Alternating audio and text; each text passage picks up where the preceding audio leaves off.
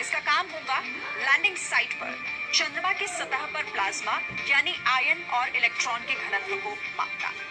इनमें समय के साथ होने वाले बदलाव का अध्ययन भी करेगा। चंद्रमा पर पृथ्वी जैसा वातावरण नहीं है, लेकिन इसमें गैसें होती हैं जो आयनों में बदल जाती हैं और सतह के बहुत करीब होती हैं। ये दिन और रात के साथ बदलता रहता है और पेलोड इसकी स्टडी करके ये समझने में मदद करेगा कि समय के साथ चंद्रमा की सतह की गैस और प्लाज्मा में किस तरीके से पूरा वातावरण बदल जाता है।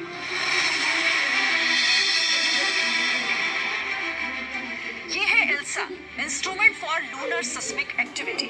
आसान भाषा में अगर इसे समझे तो चंद्रमा की सतह के नीचे होने वाली हलचल या कंपन को रिकॉर्ड करके ये पता लगाना है कि चांद की भीतरी सतह आखिर कैसी है। आप इसे ऐसे समझिए, जिस तरीके से पृथ्वी पर भूकंप आते हैं, भूकंप कहीं और आता है और हम उसे रिकॉर्ड कर लेते हैं कि जमीन के कितनी गहराई में आया है, एपिसेंटर वगैरह वगैरह। अब यही बात चांद पर भी लागू होती है।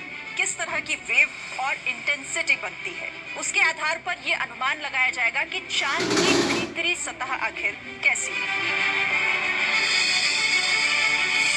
इसी तरह तीसरा पेलोड है चेस्ट, चंद्रयान थर्मोफिजिकल एक्सपेरिमेंट।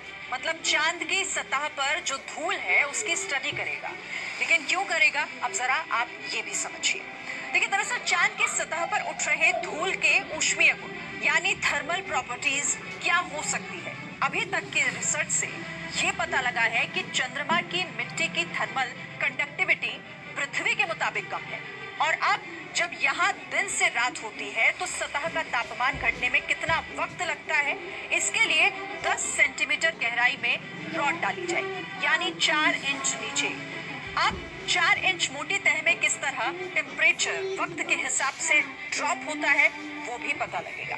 चंद्रमा की सतह पर कई तरह के पदार्थ हैं जो उसके भीतर हीट का बहाव पृथ्वी के मुकाबले कितनी तेजी या फिर धीमी गति से होता है, इसकी खोज चेस्ट करेगा। इसका काम चांद के साउथ पोल के करीब सतह की प्रॉपर्टी मापना है। चेस्ट पेलोड का मकसद लैंडिंग साइट पर 100 मिलीमीटर की गहराई तक थर्मल कंडक्टिविटी और चांद की सतह पर तापमान प्रोफाइल मापना है। ये मोटर बेस्ड सेंसर को चांद की सतह में डालकर किया जाता है। लैंडर में लगा चौथा पेलोड है LRA, laser retro reflector array. NASA का दिया ये पेलोड हमें चांद और पृथ्वी के बीच दूरी की सटीक जानकारी देगा। दरअसल अभी तक नासा लेजर बीम के जरिए धरती से चांद की वास्तविक दूरी का पता लगाता है। चूंकि हमें प्रकाश की गति पता है, तो भेजी हुई लेजर बीम रिफ्लेक्ट होकर हमको किस समय हासिल हुई उस अवधि का पता इसके जरिए चलेगा। ये विधि इतनी सूक्ष्म है कि चंद्रमा की दूरी या उस स्थल की दूरी जहां LRA रखा गया है वहां की दूरी मिलीमीटर की शुद्धता तक प्राप्त की जा सकती है। इसी से पता लगा है कि चंद्रमा पर हर साल पृथ्वी से 3.8 सेंटीमीटर दूर होता जा रहा है। अब LRA इसकी और सटीक गणना हमें देगा। अब आते हैं रोवर प्रज्ञान पर। रोवर पर भी 2 पेलोड लगे हुए हैं। पहला है LIBS, laser induced breakdown spectroscope. चंद्रमा की सतह में मौजूद तत्वों का पता इससे लगेगा। जहां पर ये रोवर पहुंचेगा वहां लेजर किरण को चंद्रमा की सतह, जिसे रेगोलिथ कहा जाता है, उस पर केंद्रित किया जाएगा। इससे चंद्रमा की सतह पर सामग्री पिघल जाएगी और इससे एक गैस बनेगी। उसका स्पेक्ट्रोस्कोपी लिया जाएगा। इससे पता चलेगा कि उस पदार्थ में किस तरह के तत्व मौजूद हैं। ये भी पता चलेगा कि पृथ्वी के मुकाबले इस मटेरियल की संरचना में कितना फर्क है और इन तत्वों में कोई दुर्लभ किस्म के तत्व शामिल हैं या नहीं। दूसरा पेलोड है अल्फा पार्टिकल एक्सरे स्पेक्ट्रोमीटर। चंद्रमा की मिट्टी की जांच करेगा। इसका भी काम लिप्स जैसा ही है। इसमें एक रेडियोधर्मी पदार्थ है, क्यूरियम 244। ये एक रेडियो एक्टिव पदार्थ है जिससे अल्फा कण और एक्सरे निकलती है। इसे टारगेट के ऊपर डाला जाता है जिससे उस टारगेट को अतिरिक्त ऊर्जा मिलती है और ये अल्फा कण और एक्सरेज वापस परावर्तित होकर स्पेक्ट्रोस्कोप में पहुंचती है। लेकिन इस बार इनकी एनर्जी थोड़ी अलग होती है। ऊर्जा कितनी घटी, उसके आधार पर टारगेट के मटेरियल की संरचना और उसमें मौजूद तत्वों के बारे में सूचना मिलेगी।